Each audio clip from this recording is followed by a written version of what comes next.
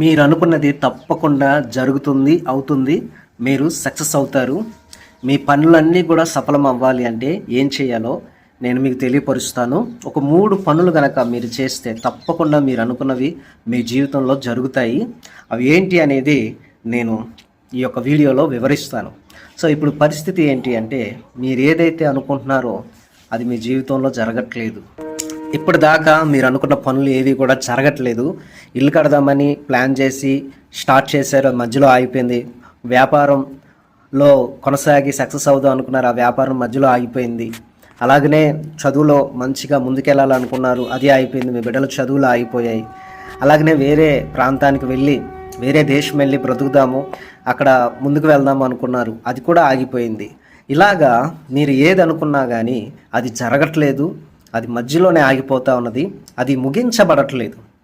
అయితే మీరు అనుకున్న ప్రతి పని కూడా తప్పకుండా 100% సక్సెస్ అవ్వడానికి నేను దేవుని యొద్ద నుండి ఒక సందేశాన్ని మీ యొద్దకు తీసుకొని వచ్చాను.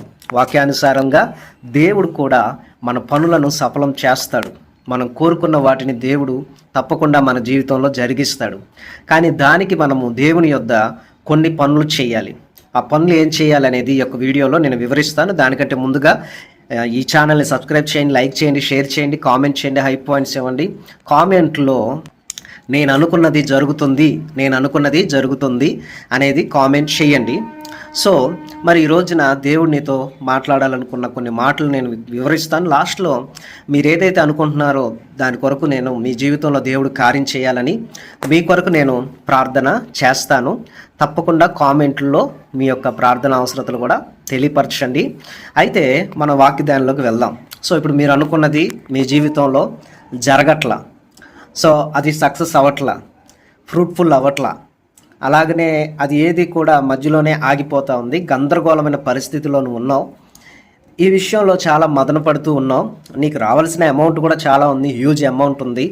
సో అది సేల్ అవుతే మీకు అమౌంట్ ఉంటుంది, సో వేరే వాళ్ళు ఇవ్వాలి, ఆ అమౌంట్ కూడా రాకుండా అసలు ఏది కూడా జరగట్లేదు అనమాట. ప్రతి దాంట్లో నష్టం నష్టం నష్టం నష్టం, ఎక్కడా కూడా వర్కౌట్ అవ్వట్లేదు. అయితే మీ యొక్క ఆలోచనలో దేవుని యొక్క శక్తి తోడైతే, మీ పనుల్లో దేవుని యొక్క తోడు ఉన్నట్లయితే, మీ కార్యక్రమాల్లో దేవుని యొక్క ఆజ్ఞ ఉన్నట్లయితే, దేవుని యొక్క ఆశీర్వాదం ఉన్నట్లయితే తప్పకుండా మీరు ఏదైతే అనుకుంటున్నారో దేవుడు దాన్ని మీ పట్ల జరిగిస్తాడు. సో 3 పనులు మీరు చేస్తే దేవుడు మీ జీవితంలో కార్యం జరిగిస్తాడు. సో ఈ 3 వాక్యాలు చదవండి. మన మూల వాక్యముగా యెషయా గ్రంథం 26వ అధ్యాయం 12వ వచనాన్ని ఒకసారి ధ్యానం చేసుకుందాం. బైబిల్ గ్రంథం ఓపెన్ చేయండి. యెషయా గ్రంథం 26వ అధ్యాయము 12వ వచనం. యెహోవా, నీవు మాకు సమాధానం స్థిరపరచుదువు, నిజముగా నీవు మా పక్షమున నుండి మా పనులన్నింటినీ కూడా సఫలపరచుదువు. సో నిన్న కాదు ఈరోజు అనుకుంటా, ఈ రోజున ఒక అంకుల్ గారు ఫోన్ చేశారు. వాళ్ళు దేవుడిని ఎరగని వాళ్ళు, అన్యులు. సార్, మీ ప్రార్థన విన్నాం, మీతో పాటు ప్రార్థనలు ఏకీభవించాం, ఉద్యోగం రావాలనుకుంది, వచ్చింది, దేవుడు మా పనులను సఫలపరిచాడు, దానికి థ్యాంక్స్ అని చెప్పారు. నిన్న ఒక ముస్లిం అంకుల్ గారు ఫోన్ చేశారు. ఆయన కూడా ఇలాగే చెప్పాడు. ఏం చెప్పాడు అంటే, మీ ప్రార్థన విన్నాము, మీ ప్రార్థన ద్వారా దేవుడు మాకు కార్యం జరిగించాడు, ఉద్యోగం కోసం ప్రార్థన చేశాం, ఉద్యోగం వచ్చింది, దేవుడు నాకు సహాయం చేశాడని నిన్నటి దినాన ఒకళ్ళు చెప్పారనమాట. ఈ రకంగా అనేకులు వారి యొక్క సాక్ష్యాలను పంచుకుంటున్నారు. కాబట్టి నీ జీవితంలో కూడా నీవు కూడా సాక్ష్యం ఇస్తావు. ఇది ఇక్కడ నిజముగా నీవు మా పక్షము నుండి మా పనులన్నిటినీ సఫలపరచుదువు. దేవుడు నీ పక్షమున ఉండి నీ పనులన్నిటిని కూడా సఫలపరుస్తాడు. దాని అర్థం ఏంటి అంటే సక్సెస్ చేస్తాడనమాట. సో నీ కుమారుడు సక్సెస్ అవునట్లుగా, నీ కుమార్తె సక్సెస్ అవునట్లుగా, నీ భార్య సక్సెస్ అవునట్లుగా, నీ కుటుంబం సక్సెస్ అవునట్లుగా, నువ్వు సక్సెస్ అవునట్లుగా దేవుడు చేస్తాడు. ఉద్యోగంలో సక్సెస్ అవునట్లుగా, తండ్రిగా తల్లిగా నువ్వు సక్సెస్ అవునట్లుగా దేవుడు చేస్తాడు. ఒకవేళ సంతానం కొరకు ప్రార్థన చేస్తూ ఎదురు చూస్తున్నట్లయితే ఖచ్చితంగా సంతానాన్ని దేవుడు నీకు ఇచ్చి నీ గర్భాన్ని నీకు దేవుడు గర్భఫలం ఇచ్చి దేవుడు నిన్ను సఫలపరుస్తాడు. కాబట్టి దేవుడు మన పనులన్నిటిని కూడా సఫలపరుస్తాడు. ఎలా సఫలపరుస్తాడు అనేది నేను మీకు ఒక వాక్యంలో నుండి ఒక వాక్యాన్ని చూపించి వివరిస్తాను. చూడండి బైబిల్ గ్రంథంలో నుండి ఆదికాండము 26వ అధ్యాయము 12వ వచనంలో, ఇస్సాకు ఆ దేశమందున్న వాడై విత్తనము వేసి ఆ సంవత్సరం 100 ఫలం పొందెను. యెహోవా అతన్ని ఆశీర్వదించిన గనుక ఆ మనుషుడు గొప్పవాడైను, అతడు మిక్కిలి గొప్పవాడగు వరకు క్రమక్రమముగా అభివృద్ధి పొందుచవచ్చును. అతనికి గొర్రెలాస్తియు గొడ్లాస్తియు దాసులు గొప్ప సమూహమును కలిగినందున ఫిలిస్తీయులు అతని యందు అసూయ పడిరి.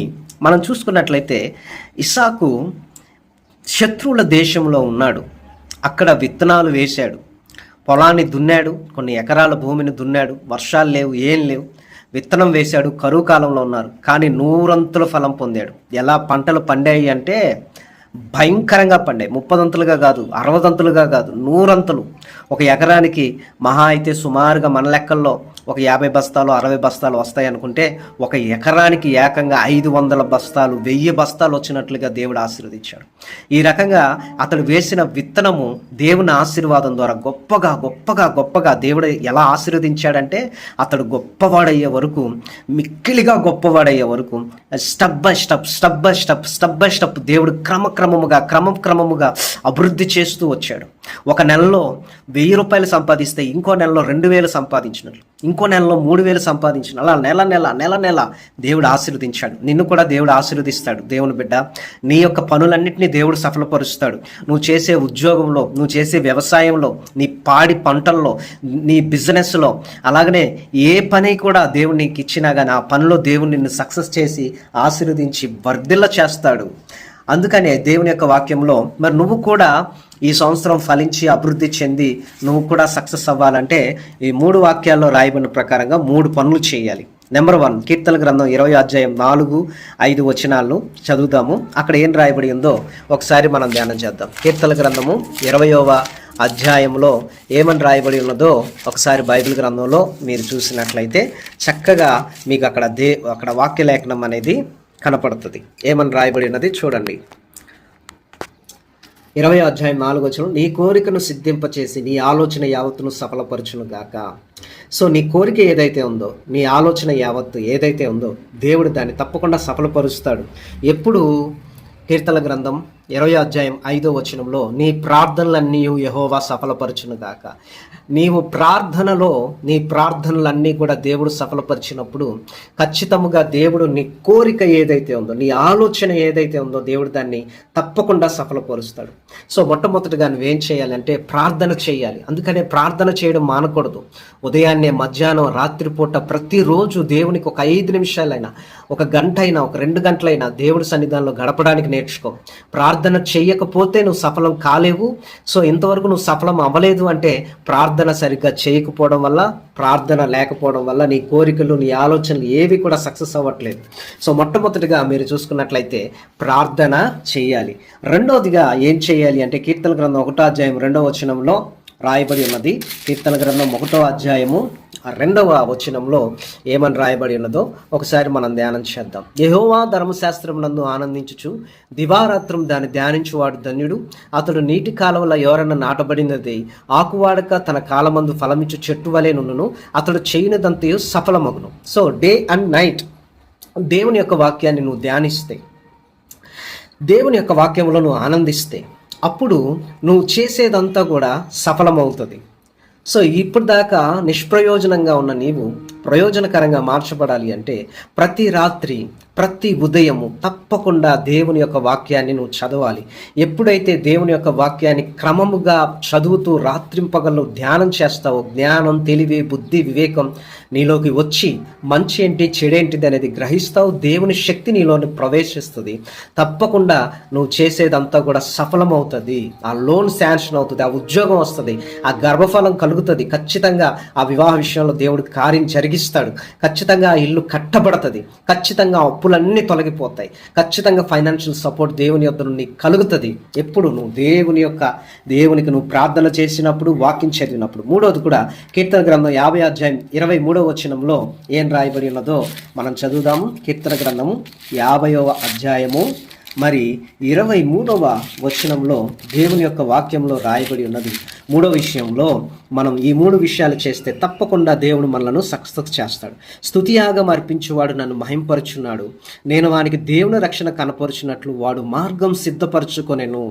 మనం చూసుకున్నట్లయితే నువ్వు ఎప్పుడైతే దేవుని స్తుతిస్తావో, కీర్తిస్తావో, ఆరాధిస్తావో, అప్పుడు నువ్వు దేవుని మహింపరుస్తావు. నన్ను ఘనపరచు వారిని నేను ఘనపరుస్తానని, నన్ను తృణీకరించు వారిని నేను తృణీకరిస్తానని దేవుని యొక్క వాక్యంలో రాయబడి ఉన్నది. కాబట్టి స్తుతియాగం అనగా దేవుణ్ణి ఘనపరచడం, దేవునికి కృతజ్ఞత కలిగి ఉండడం, దేవుడు చేసిన మేలులన్నింటినీ తలపోయిచు ఆయనకి కృతజ్ఞతాస్తుతులు తెలియపరచడం, ప్రతి విషయంలో కూడా దేవునికి థ్యాంక్స్ గివింగ్ తెలియపరచడం, దేవుణ్ణి స్తుతించడం. ఒక 1000 స్తోత్రాల పుస్తకం తీసుకొని ఆ 1000 స్తోత్రాలు దేవునికి ప్రతిరోజు అర్పించు. అప్పుడు నువ్వు దేవుణ్ణి మహింపరుస్తావు. అప్పుడు దేవుడు నీకు రక్షణ చూపిస్తాడు. నువ్వు ఒక మార్గాన్ని సిద్ధం చేసుకుంటావు. తప్పకుండా నువ్వు అనుకున్నది తప్పకుండా నీ జీవితంలో జరుగుతుంది. సో 3 పనులు మీరు చెయ్యాలి. సో ఆ 3 పనులు ఏంటి అంటే ప్రార్థన చేయాలి, వాక్యం చదవాలి, దేవుణ్ణి స్తుతించాలి. ఈ 3 పనులు మీరు చేసినప్పుడు అప్పుడు దేవుడు ఏం చేస్తాడంటే నీ పనులన్నీ కూడా దేవుడు సఫలపరుస్తాడు. సో ఇంతవరకు నువ్వు అనుకున్న పని జరగట్లేదు, అది అవ్వట్లేదు, అదైతే నీ యొక్క జీవితం మార్చబడుతుంది. కానీ ఏదో ఒక ఆటంకం జరుగుతూ ఉన్నది. వివాహ విషయంలో ఎవరో అడ్డుపడుతున్నారు, ఆ డబ్బులు రాకుండా ఎవరో అడ్డుపడుతున్నారు, ఆ ఉద్యోగం రాకుండా ఎవరో అడ్డుపడుతున్నారు, అలాగనే ఏదో అడ్డుపడుతూ ఉన్నది. అమ్మబడాల్సిన అమ్మాలనుకుంటున్నావు, రియల్ ఎస్టేట్లో ముందుకు వెళ్తున్నావు, చేద్దాకా వచ్చి ఆ రోజే వాయిదా పడి అది ఆగిపోతూ ఉంటుంది.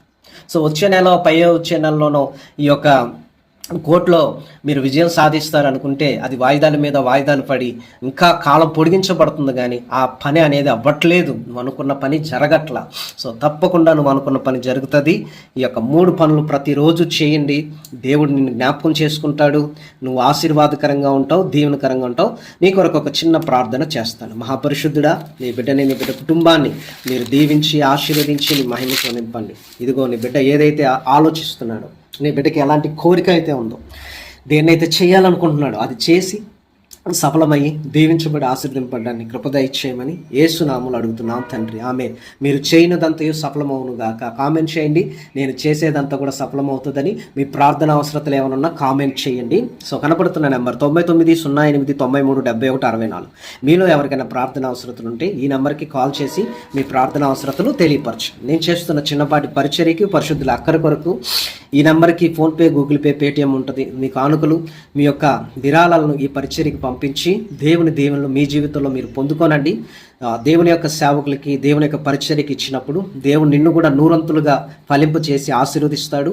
నువ్వు చేసే ప్రతి పని కూడా సక్సెస్ అవుతుంది. ప్రభు మిమ్మల్ని, మీ కుటుంబాన్ని దీవించి ఆశీర్వదించును గాక. God bless you.